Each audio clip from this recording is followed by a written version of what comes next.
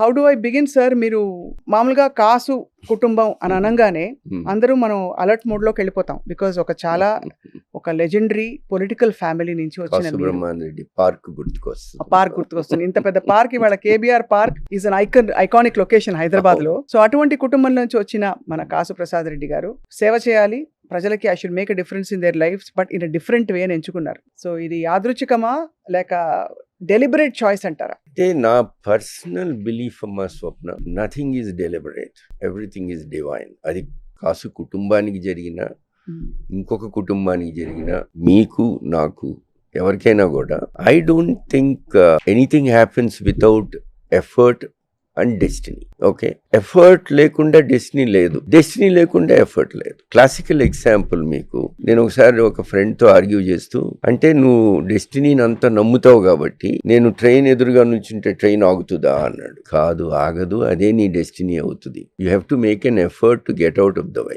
కాబట్టి ఎఫర్ట్ అనేది మన చేతుల్లో ఉండేది, డెస్టినీ ఈజ్ డివినిటీ, అది మన తలవరాత. ఈ రెండు కలిసినోడు అదృష్టవంతుడు.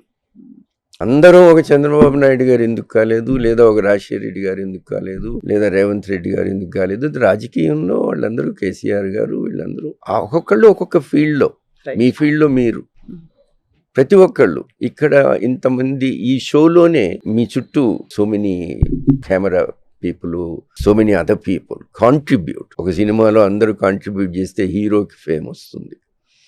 But there are so many people who put their effort and they're all there in that particular time because of destiny. So నా విషయంలో కూడా నేను అనుకోవటం, I always believed, yes, I made a phenomenal effort